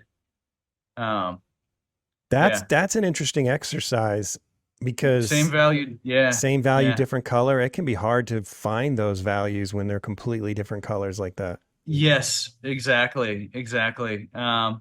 Yeah, that was that. So that was the idea. And I had the teacher that there was a teacher at Lyme that kind of taught me about that. And it took me a couple of years to figure out how to really do it. And then this painting, you can see I kind of glazed over the top because I You wanted to make it did? look, Oh yeah, well, I can some of see these it up there, here. and also on her arm, you can see a couple like in there, right to the left of the arrow, in there, you can see it going Yep, across. I see it. That's like, Yep. I was just glazing because I wanted to give the painting um an older look, like it wasn't brand new, maybe like the way a frame is like aged. Mm-hmm. I just like that You antiqued look. it. Yeah, I antiqued it, just some kind of randomness that's not part of the normal form Right. that I'm trying to paint. These are Um, gorgeous shadows. Thank you. Yeah, just kind of I like that kind of thing. Man. Um, Yeah, that's yeah, pretty. I haven't, I'm using a little bit of that kind of color in the current painting I'm doing, but not quite. I'm not using a phthalo green. So, Yeah. yeah, but You that's what know, that one is. not to beat a dead horse here, but when we were talking about working from life, when I worked from life for a long time, people are really sensitive about it. I don't see it as an ethical thing at all. But a lot of Okay, times yeah. I'd end up defending myself because people were offended that I worked from life as though them not working from life Uh, was some sort of a sin. You know what I mean? yeah. And I'm like, no, no, no, Yeah, this is yeah, just my own yeah. personal challenge. It's not a jab on you. But one of my pet peeves Yeah. was that people would say to me, oh, working from photos is more difficult because you have to interpret the photo and work and you can't copy the photo directly. And I would think to Mm, myself, when you work from life, do you actually copy directly? Like I've yeah. never in my entire life, whether I worked from a photo or worked from life, did anything but interpret and edit. Yeah. Same. And No, and that's what you're doing same. here. You're not working from a photo, Yeah. I'm assuming. And yet that's not No, what you saw. no, I think like I definitely I do both. Like this one, there's probably another close up of it too. No, this one I did work from a photo. Oh, you did. Um, Okay. But am I yeah, wrong so though? all If you the were working from life, you would also edit? so this one actually, that one you were just looking at, I worked from life and a photo. So I set up the flowers. I worked on it Oh, from here's another life. one though, same kind of deal. Is Yeah, this also same from life thing. and photo? That's from a photo. Okay. Yeah. So you can kind of tell because that's a pose that would be very hard for her to do for long enough where I could get it to that point. But I think this is another example where I think I could actually do this. I think You I could could do do it it. from life too, but I Yeah. think you can tell the ones that are more interpreted and the ones that are more like everything else on here is from life. The red one's not though. Um, That's but from, that's from a photo well, that what I about this edited. one? This one too, like is it just like that one I had her modeling, but I also used worked on it from the photo too. So some of them, like you can tell the more traditional colored ones. So you get crazier when you're working from photos with Oh yeah, color because I can adjust them because you the have way I time want to them. experiment. Yeah. I just and I exactly I just experiment with them until I get them looking the way I want, you know. Right, Um, right. so that's another thing I kind of want to do in the future though is sort of combine that color thing to where when I'm working from a live model, I still do that, you know. Mm-hmm. Um, I want to do what I want to do with the color, you know. This one was a really hard painting. It's Talking about a beautiful. model, thank you. Talking about a model moving, I remember this one was a challenge because she moved a lot. Um, so I eventually just had to kind of draw. Just kind of You know, fake it. you just have to, yeah, use your anatomy, um, Hmm. figure out It's what convincing. You pulled it what off. you want the shape to look like. Um, but yeah, Oh, wait. So uh, there's I'm sorry. I'm being a no, I oh, don't these are mind. not the same. Yeah, obviously not the same person. Okay. I thought maybe they were details or There's something. me. No, no, I should probably put up more I of that sort of wonder if thing. did this one have a detail? Maybe it Oh has yeah, the it whole. did. That was the part I kind of set up and added Oh, I after didn't the realize there fact was more too. to it. Yeah, this painting was really a kind of I combined a lot of things with it to get it the way I wanted it to look. Um, so yeah, Wow, that is cool. Yeah, and thanks, your man. drawing style is really cool too. It's just so, what's interesting about it is it's very consistent with your painting style. Well, thanks. I think this one definitely, especially if it's a vine charcoal drawing, um, is more you can do the shadows in broader areas. Mm-hmm. So a drawing like this is definitely a little more related to the painting, because of the what you can do with the charcoal. Yeah, Um, and I love Covering. the energy you put into the mark making. Well, thanks. I like doing that too. That comes from like I like expressionist painters. I like Van Gogh and even like I guess yeah, I like the energy to come out a little bit. Yeah, Um, if you yeah, it's if you gorgeous, man. can see it. I don't want it to be too crazy with the mark making, but I do kind of like that sort of thing. Now look at Um, these beautiful serpentine lines. So a lot of people are taught to draw with straights, and you mentioned that your teacher, yeah, yeah, okay, Dean Keller. Dean Keller drew only Yeah, with yeah. curves. I think that's so much more difficult to do, but you're doing that I this here. one, yeah, I curved them eventually, but I probably started this drawing with straight lines for the most part. This one, I really redid the lines like dozens of times until I got them where I wanted them. Um, like the line, you can see a bunch of the revisions on the line under her jaw and in her neck. This is what makes it beautiful, There's though, when you're looking for the like it, line and you leave it. I I agree. Like I love draw artists like if you looked at Pietro Annigoni, I'm not familiar, his no. oh man, you'll love him. He's incredible. Um, I mean, I was looking at all. I love Leonardo da Vinci's lines Same. Yeah, too, that's what this and reminded me of. I was trying to do that. I mean, not that that sounds a little arrogant. I'm just trying to do Leonardo da Vinci, right? No, But saying it's you did it like, better than him would but be arrogant. the yeah, right. Trying is The okay. influence is there. Yeah. Yeah, yeah, yeah. I mean, I love his cross hatching. I was definitely looking at Leonardo because I love the way he draws. Annigoni is I want to say he's early 1900s. He is a great draftsman. So I would, yeah, you'll love him. Yeah, I'll have to look Uh, him up. oh Gosh, yeah, man. this drawing is gorgeous. Holy crap, man. Thanks. Thank you. Yeah, That is really pretty. that kind of thing with the lines that you mentioned is kind of the thing that I like is that refinement that you only get when you're making those choices. Um, this was a drawing I did at Lyme as sort of an example for the students, you know, to draw without a background, to just focus on the proportion and the, getting the whole figure on the page. And um, for me, it's a challenge to not draw the background because I like to use the value to get the sense of lighting.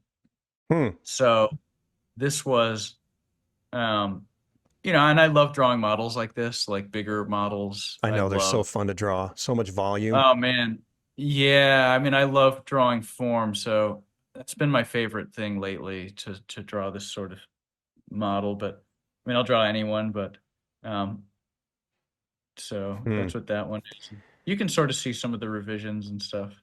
Um, oh, that's another. It looks like a quicker one. Yeah, this one I think there's probably the full if you skip to the next thing. I think yeah, that was Uh, a demo for a drawing class to show just how to set up the figure. Um, you can still see the plumb line kind of going through the middle of the head. Um, yep. and I did that. I have a painting of this too, but I liked the pose, so I did a painting of him too. Another class demo drawing. Did you Um, pick up this hatching thing from somewhere, or is it just something that's evolved? yeah, I picked it up from copying master drawings. Really? Michelangelo does it in his drawings, and I copied his drawing. That's where I got it from, and Leonardo too. A lot of those Renaissance guys do the hatching. Um, that's a portrait of actually that's a portrait of Ethan, who's a student and a teacher at Lyme. He's a fantastic painter, Hmm. also. Um, Yeah, so you don't do a lot of finished renderings, it looks like. well, this is done in class where I probably only had a couple hours. So I would love to, but I don't have a lot of time to do it on Yeah, but even when those. you do, like, so would you consider this a finished rendering? Well, it's as finished as it's gonna be, I mean, I drew that in Rome in the Oh, yeah, it's a church. sculpture. Yeah, it's Michelangelo. But yeah, I mean, that's about as far as I'll get. Okay, what This about one too is this? Is this a finished yeah, rendering? it's finished to me. If I had the model for longer, I'd keep going. Oh, you would. Do you have an I example was of where you would stop given all the time in the world? I don't know because I've never had that kind of Oh, time. really? I always end up stopping at some point, you know? I mean, I think like that one to me is finished. But if I had him longer, I would keep going. You know, these are drawings that I might, think about doing paintings from. Um, and see where what I could do with them. But I think yeah, you can kind of see the process a little bit here. Uh Just awesome. Thanks. Yeah, that's Kyle. He's a great model. Um, that one in the middle at the bottom, that's the same guy actually. Um, he's one of our great models at Lime. Have you ever thought about etching? Your methods would look great in etching. I have, but I've never really explored it to It's pretty in any tedious. way. I mean, I love Rembrandt's etchings and Zorn. Um, I do like them, but I guess I try to get that effect in the drawings. Yeah, you're already getting it. Yeah, that's the I, thing. Is it from a distance, it almost looks like an etching. Some of these look like etchings. Yeah, I think I definitely like those, so like Rembrandt's etching. Oh, there's lots of guitar videos. There's another. I never finished that painting. I guess it's gonna Really? stay where I had her. She was wearing a wig, but that's one I kind of used a photo, but then changed things too and invented some things like the hair wasn't really going out to the side like that. Um, and so that one's another. That's another. That Love one I those did. That's like colors. a half from life, half from a photo. Okay. Um, You can Yeah. always sort of tell that girl's a she models for us in Rome. She's great. Um, that's what I really like to paint. You know, if I could just paint anything all day, I would just have a model like all day. But you know, Yeah, what I like about your work is that you make what I would probably turn into a study that's not even sellable. You somehow make it into art. I mean, it's well, just a I don't woman know. sitting on a couch and somehow you make it into this incredible piece of art. I mean, thank you. That's nice of you to say. I mean, I actually feel like I need to do more like uh like that. Like I love painting this sort of thing, but I mean, I would love to take this on to another level maybe, you know. I think like so I don't know. I mean, you're probably doing that with your work. I think that's What do you a mean? really What do you envision that next level being? probably more expressive poses, I Hmm. would say. You know, I More would say movement or something or yes, yes. I would say kind of using the body to express an emotion. Or even not even that, even just painting from imagination and wherever it goes, it goes. Um, or starting with an idea and painting that idea, whatever that means. Being a conceptual artist, but using the figure to do it. yeah. Um, like all of my favorite artists are like mythological or biblical painters, so they kind of have their subject matter there. Um, Yeah. I like kind of the reason I love like an artist like Nerdstrom is he's kind of echoing that work, but he's kind of creating his own Yeah. storylines, and they're interesting to me. Mm-hmm. I mean, um, I love I love biblical and mythological art. It's just like I don't do it though, and I know you've done that. Yeah, that's all I'm doing right now. Yeah, And and you're like right. It's nice to have, yeah, I mean, it's nice to have a narrative to work with that, and it's already yeah. spelled out for you. You don't have to reinvent the wheel. Right. And I think like certainly and like I think I've been to church twice in my life. And it's funny because I used to I wasn't like anti-religion, but I didn't I think understand it. Mm-hmm. And now I think it's funny, I have more respect is probably the wrong word, but I can see why people believe and have these I guess I do respect it more now, Hmm. because I see kind of what happens when people don't have anything. And or at least or I've seen how people kind of have their own new religions, and Mm-hmm. I find that interesting, and like everybody's got to believe in something. That's and I so and I true. It's in our and DNA. I think so. And it's interesting to me. And that whole creative process is intertwined with that, I think, like why you're motivated to do something, you Mm-hmm. know? Um, like Hmm. why bother drawing, you know? Why and like why and I don't know why, but I still want to do it for some reason. And I don't know what that reason is. It's like I want to feel something, express something. So I know if you overthink it, it seems sort of trivial. It's like, hey, I okay, know. Jen, I'm going Yeah. to work. What are you going to be doing today? Oh, I'm going to be smearing mud around on a piece of canvas. Again Right. today? Like, yeah, it's fun, but it's Again just, today. I wonder if Caravaggio, like I look at Caravaggio sometimes and I can't tell if he believed in anything, if he was religious or believed in I God. wonder Sometimes I that think, too. I don't know if he did, but he did these incredibly moving paintings. But sometimes I think he just wanted to get paid, you Well, know? back then they were so highly directed by the church. Yeah, right, exactly. Yeah, you're exactly right. The martyrdom of Saint Matthew, the patron for that painting, dictated in his will exactly what the painting was going to show. And Caravaggio followed he was like, and the painting will show certain figures in the background showing surprise and fear, and there should be another Oh, that person sounds terrible. appropriately showing. Oh, he followed it to a T, but he changed it a lot. But it's pretty interesting to read about that commission because his first version of the Inspiration of St. Matthew, one of the other pieces, was rejected because he didn't dignify Matthew enough. Hmm. He basically made him look like an illiterate, like dolt, basically. And the Maybe that angel was was intentional. Maybe that says well, I something think about it his was. beliefs. Yes, exactly. I Yeah. think he was mocking him a little bit. He made him look like a fool, like he clearly was illiterate, and the angel was very suggestive, androgynous with his hands on Matthew's arm. The angel is a little too much in his space. So the revised painting is completely different. Matthew's standing, looking very dignified, and It's got to the get angel is paid. above him, separated, coming down from the Yeah. heavens. So it's pretty interesting. Caravaggio didn't mess around the second time. He's like, I just got to get paid for this.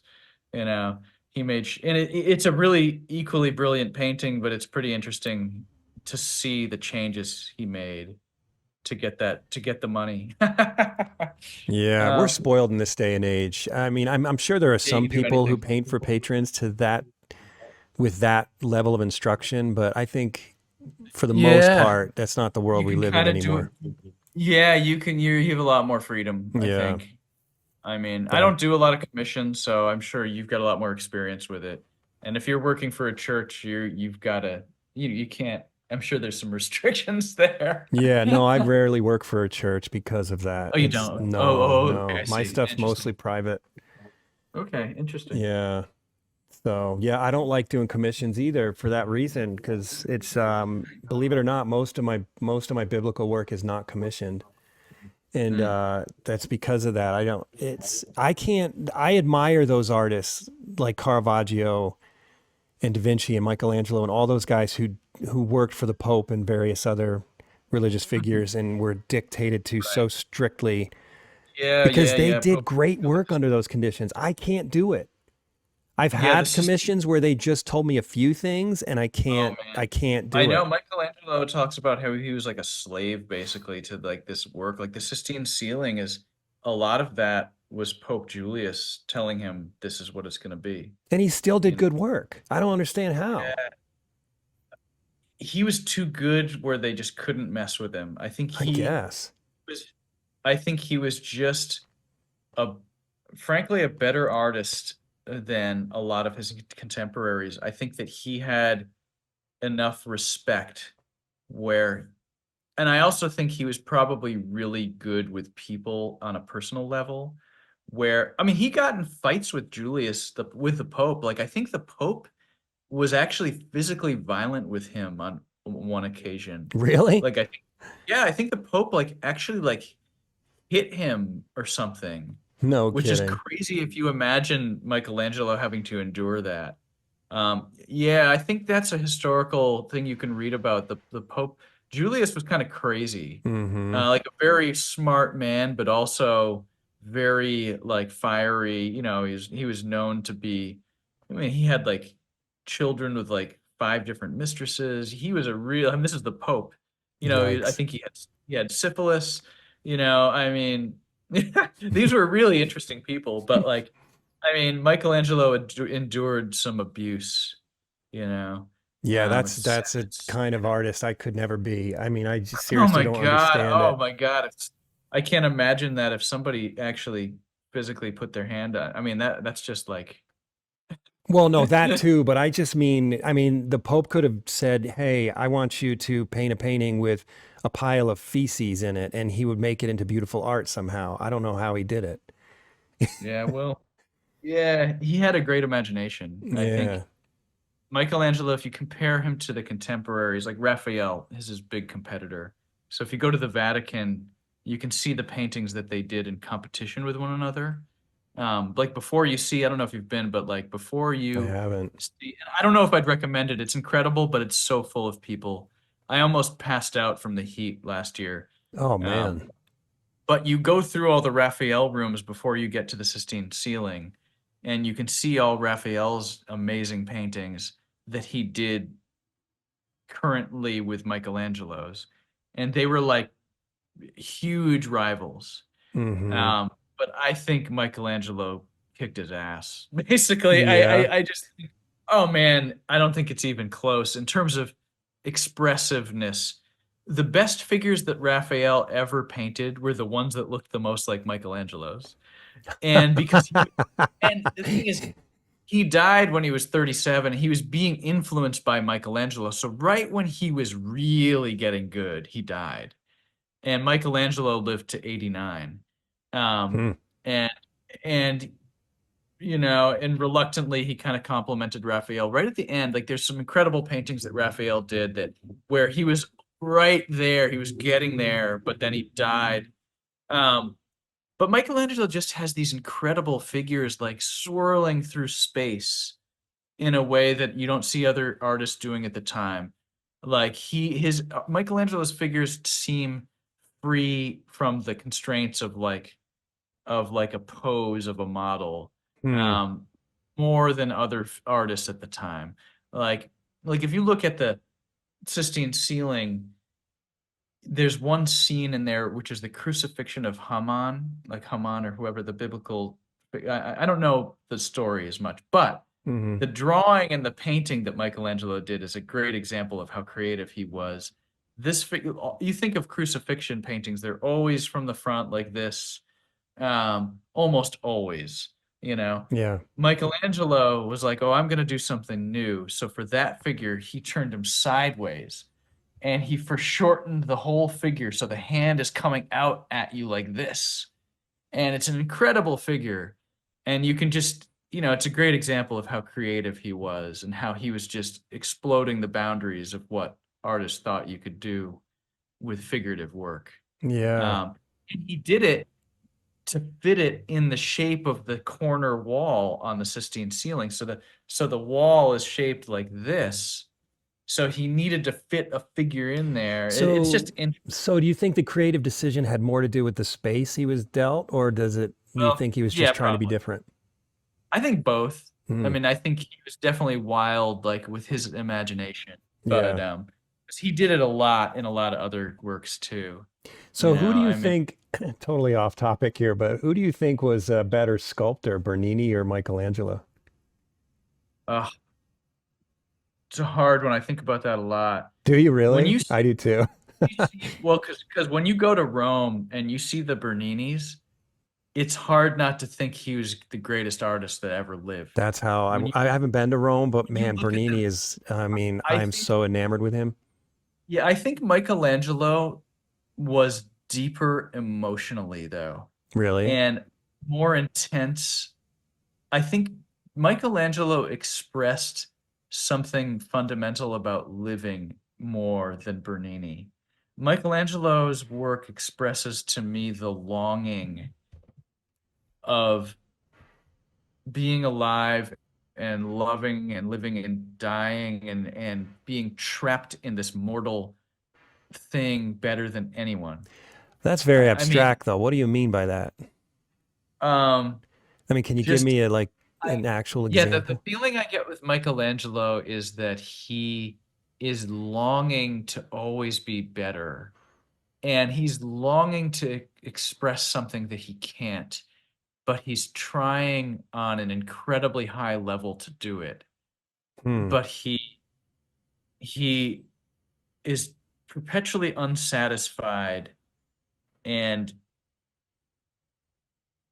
there's just something, it's like he's longing to express something that's divine, that's impossible to express with an earthly thing, but he's doing it more than any other artist I've seen.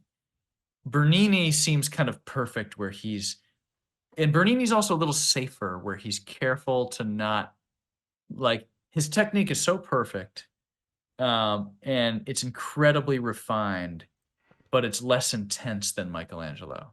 I seriously Um, got to get to Italy and see these in yeah, person. man. Yeah, go to the Borghese Gallery. You'll love it, man. I mean, Bernini's unreal. I mean, but Hmm. if you look at the funny thing about Bernini, though, like some of his most famous sculptures, like one of the most famous ones is the Apollo and Daphne, where it's the one where her hands are turning into the leaves. Um, and the leaves are like this incredible um, feat of like technical skill where the marble is so thin you can see through the leaves. Isn't that You know, insane how they do that? yeah, the funniest thing about that is Bernini didn't sculpt it. No His way. No, his assistant did. So I got obsessed with this guy, and this is so the funniest thing with Bernini the other difference is Bernini had a huge workshop of incredible sculptors working with him. Hmm. And Bernini was the best one, but he wasn't the best at carving those fine details. And his assistant, this guy, Giulio Finelli, did the fine leaves and the details. Man, you've got And a lot of knowledge on this stuff. well, I'm I know this, impressed. my friends, the sculptors that I worked with in Rome taught me about this. And I Hmm. have read a lot I've read a lot of art history about certain artists that I'm obsessed with, but Bernini didn't sculpt those leaves, and it was a controversial thing because he didn't give the guy credit, and the guy quit his workshop after. And I was trying to find this sculptor Finelli. Like, there's other sculptures by him in Rome, and they're amazing. They're a good example. He was like the master renderer.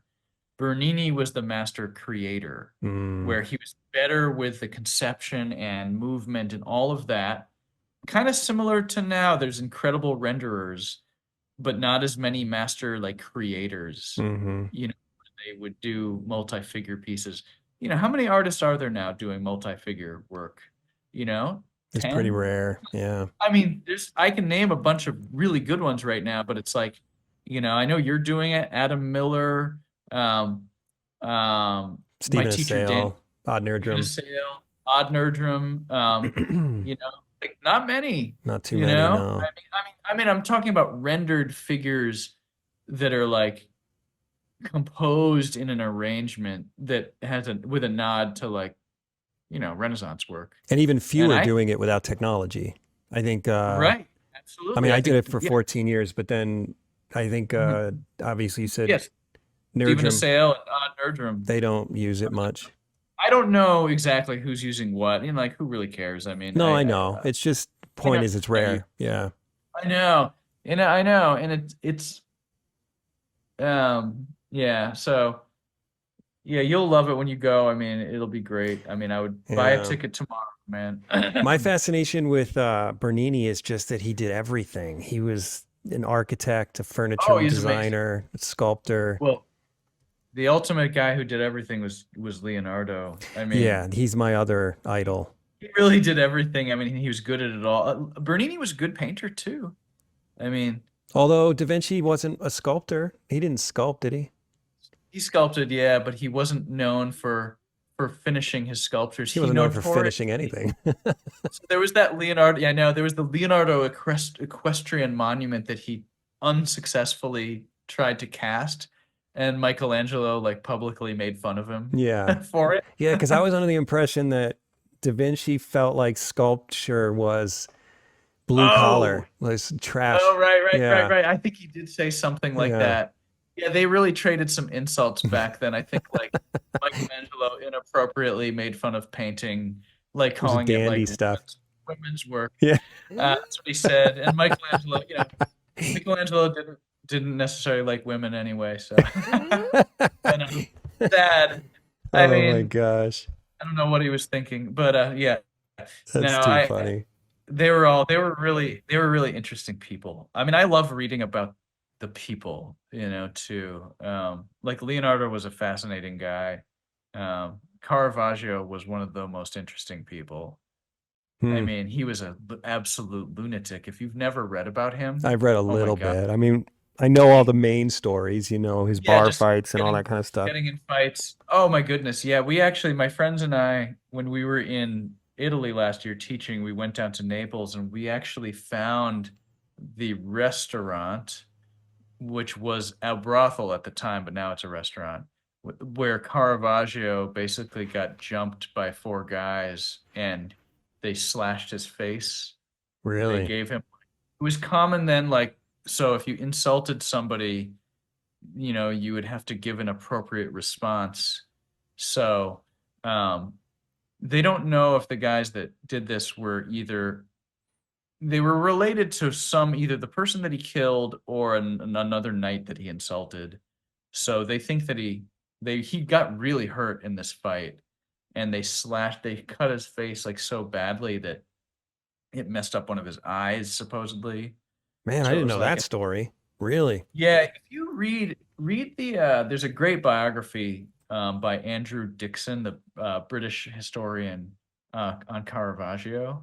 Hmm. It reads like a novel. You'll love it. It's so interesting. Hmm. Yeah, I'm Uh, definitely going to read that.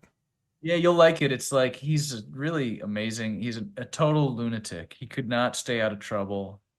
And I can't imagine being able to paint like that, but also getting in that kind of trouble and being able to balance that in my life, you know. Don't you sometimes wish that you could just get in a time machine and go and meet these guys? All the time I for like a seriously. day or two. But they're I probably mean, just normal dudes. Like, yeah, that's the crazy thing is I mean, obviously Caravaggio was not normal. he was a little, Yeah. he was a hothead. That guy was definitely ready to fight. But I bet there's a Like, living artist that is oh, more or absolutely, less equivalent to him today, but no doubt, they no can't doubt do about it. those things under our Yeah, current system. exactly right. Like the police weren't the same back then, and Yeah. the guy that he killed was literally a member of the local like militia. Hmm. So he actually, that's why he was in such big trouble when he killed the guy, because the guy was from a connected family. It's so So nuts. yeah, the guy's brother who he killed was like the chief of the local police. So Really. that family was chasing him for the rest of his life. And didn't he die on a Um, beach somewhere or something? Or yeah, supposedly he died probably of malaria, but he had probably also a festering wound, syphilis, malaria, and lead poisoning. from paint? Yeah, probably. Oh, Yeah. you just throwing that one in, or did you No, actually? they think they found his bones and they What? carbon them. How do you Yeah. find his bones? Because they threw him in a mass grave in the church in the town. And a couple years ago, this is recent, they tested all the bones in this church and they compared them to surviving family members of him from the town of Caravaggio. And it was like a 90% match. So No way. yeah, they think that they found him. And they knew what he physically looked like. He was a big, tall, burly guy. Um, like a big, heavy set dude. So they think they're fairly sure that they found him. Dude, could you Uh, imagine if this is so twisted. I can't believe I'm saying this on the podcast. But I would pay a lot of money for that skull. oh Caravaggio. yeah, How Caravaggio's cool would that skull. be? That right there in my Oh studio is my God, I Caravaggio. know. Somebody offered to sell me a human skull like 10 years ago. And it was, I forget, it was some random person on like Instagram. I was like, hey, by the way, I've got a Really? Is that skull. even Would you trade a legal? drawing? I don't know. I didn't do it. And I was like, maybe I should have. I Oh know. man, I I probably would know. have. I got a bunch of them in my fridge. It No, is but free. like, I know. It's No, you didn't Hannibal say Lecter. that, but I was just thinking it's definitely Jeffrey Dahmer vibes. But he offered me to trade a drawing for it, and I was like, shoot, I should have done it. I've known a couple people that had them. So yeah, That'd be I don't crazy have any though. human bones at the To have moment. Caravaggio's skull. Be I interesting. know. I guess they reburied the bones in the town in the graveyard. Two of my friends went into the graveyard when I wasn't in Italy, but they went to the graveyard where his tomb is. Really. Uh, Beautiful. It's like this little stone thing with, this famous still life that he painted. There's Hmm. a famous, well, anyway, there's a little monument with like this beautiful little still life on the top. So it's cool. I've never been, so I'd like to go. That is cool. Yeah, man. Yeah. Man, you got me pumped to start reading about some of this stuff. That's great. It's so Yeah. fascinating. What are you working on right now? I'm I mean, I just always more biblical paintings. I'm doing the whole life of Christ for a public you're collection. you're ambitious. Well, See, trying. it's cool though. I mean, I always feel weird when I do these because it's always like me, and I'm just talking, and Well, I that's feel the kind of point, like, man. That's the well, I point. appreciate it. I don't know. Yeah, no, that's what I'm calling you about. I want to talk about you. Well, it's nice that you did. I don't Yeah. know. Well, let me ask you one final question before All we right. close, though. And if you've heard the podcast, you know it, but it's if you could give one piece of advice to an aspiring artist that you wish you had or that you did have, what would it be?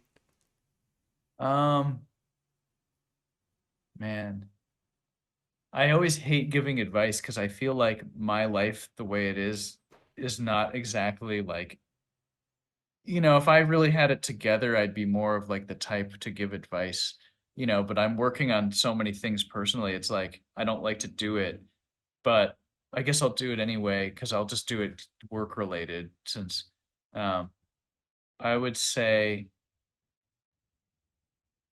um I'm sure I'll think of something better. Um I'm sure it'll be great. There's a lot of um, you people that know, want to be you out there. no, I mean I guess what I would say is I don't even know if it's advice. Um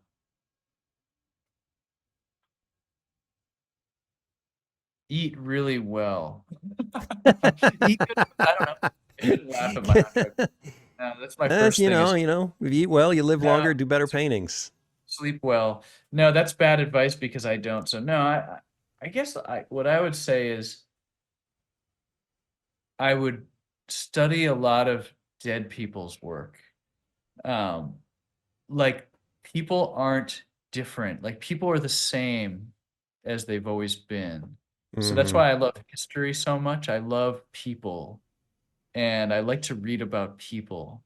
So I would say like it's great to look at art history, and read about artists that you love, you know. I guess that's what I would say is I love the connection through centuries of people. Um, and I don't think people, despite the technology we have now, I think people are the same.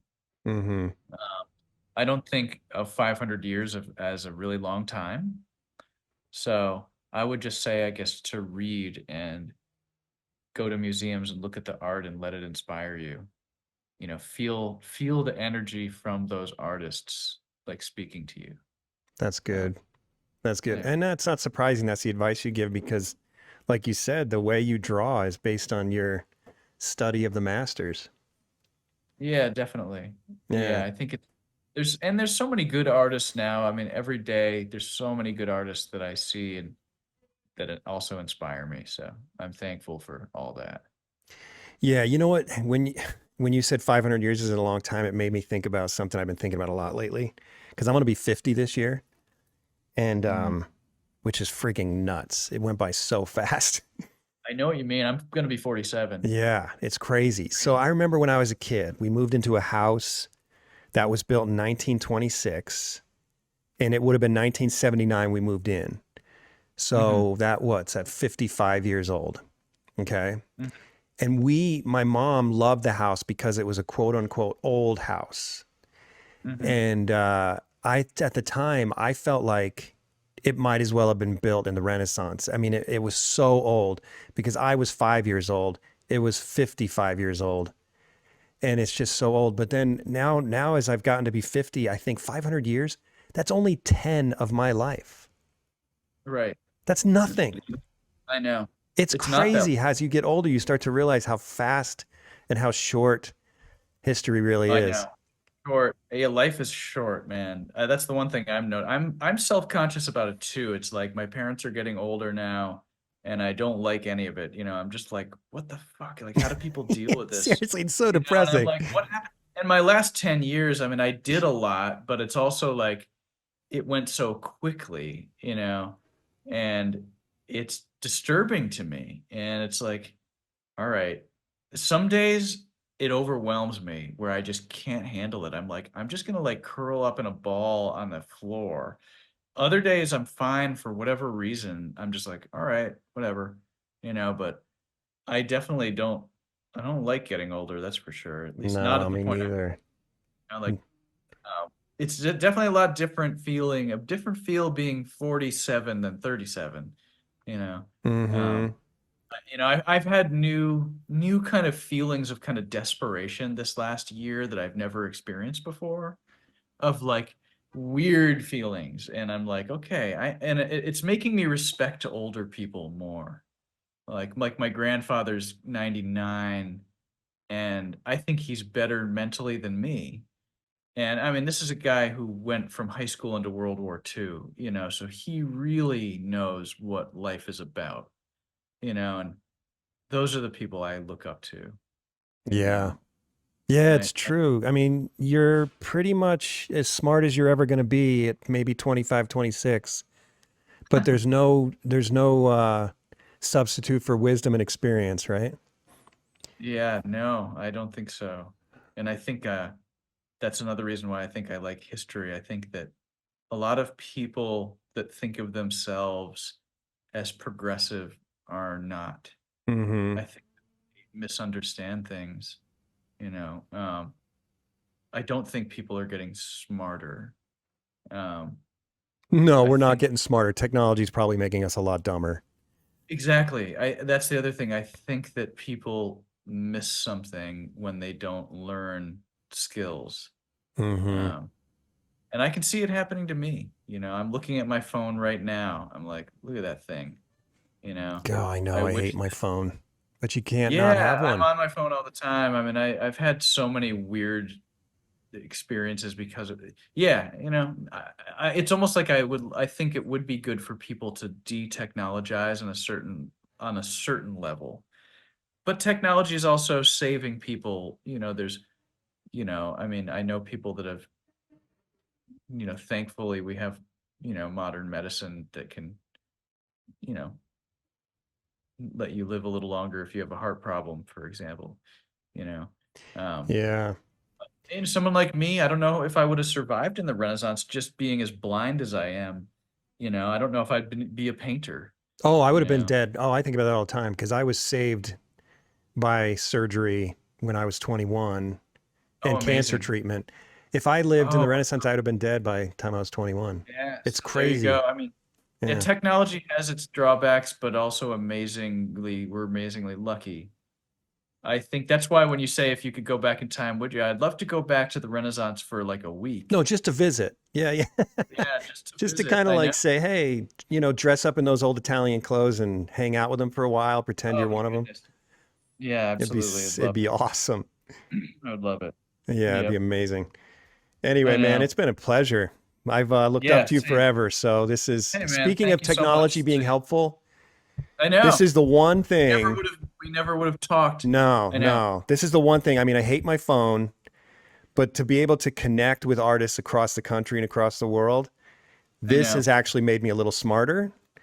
So Yeah. the key is to figure out how to balance it, right? Because I mean, this Yeah. podcast I has know. made me smarter, but my phone is making me dumber. I just got to put the phone away and keep having Yeah. conversations like this.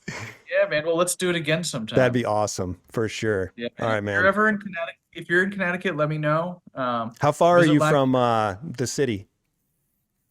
2 hours from New York City. Okay, I'm from Newburgh, New York. So someday I'll be, I don't know if you know where West Point is. I don't actually on a map. I wouldn't be able to Oh, you find wouldn't it, be able to but- find it? Okay. I bet I'm not that far. Connecticut's like the size of it's the tiniest Yeah. state. I'm sure you're not far from Newburgh. You'd like what we're doing at the school, I'm sure. Yeah, I'll stop by. My parents still live in Newburgh, so someday I'll come to Connecticut and visit. Awesome. That'd be fun. All right, man. Thanks again, man. Thanks for tuning in to the Undraped Artist Podcast. If you enjoyed it, subscribe. And if you could, leave a comment or review. That really helps the channel. Please share the show with your friends, and if you're feeling generous, consider a monthly donation at theundrapedartist.com. Thanks again for watching. We'll see you next week.